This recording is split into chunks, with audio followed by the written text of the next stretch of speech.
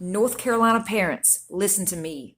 If North Carolina CPS has taken your children or has an open investigation on you right now, watch this video. So y'all remember my last story about CPS corruption in Cherokee County, North Carolina. CPS illegally removes children from homes, forges fraudulent court orders and documents, like custody visitation agreements. Over the years, they ended up illegally removing hundreds, possibly thousands of children. Delete this form, never use again. Department of Social Services agencies remove kids without judge's order. That goes for you, Gaston, Shelby, Cleveland, Cherokee, possibly even more counties. So in North Carolina, a social worker has to go to court and get a judge's order to remove a child from their parent's home.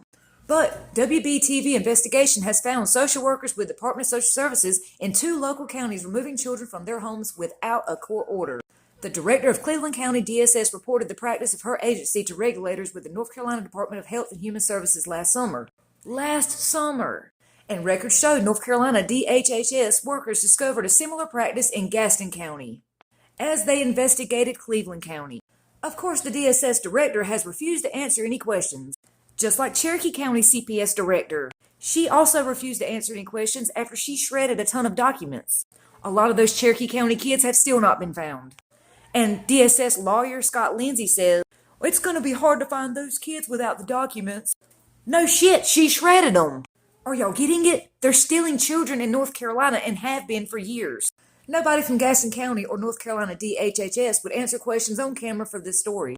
Officials' refusal to answer questions only adds to the secrecy of a system often referred to by experts as the hidden foster care system.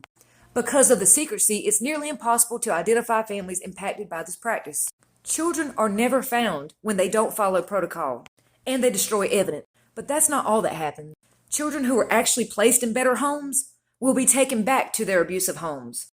So these workers mess with the entire system in many ways when they don't follow the law. North Carolina families that have been impacted by this, you need to hear this part. Social workers there used a document labeled as a temporary guardianship form. By signing the form, parents are essentially waiving their custody rights over the children. What you see revealed here is a blatant violation of children's rights. Richard Wexler reviewed more than 100 pages of records obtained by WBTV documenting the use of temporary guardianship forms in Cleveland and Gaston counties. With this process, a caseworker becomes judge, jury, and often family executioner. No one person should have all that unchecked power over children's lives. It inevitably leads to tragic mistakes. Another working, Ms. Swanson, reported her agency's use of the temporary guardianship form to North Carolina DHHS in late June, roughly a month after first learning about them. After she reported this, their supervisor advised them to destroy the document. Part 2 comes.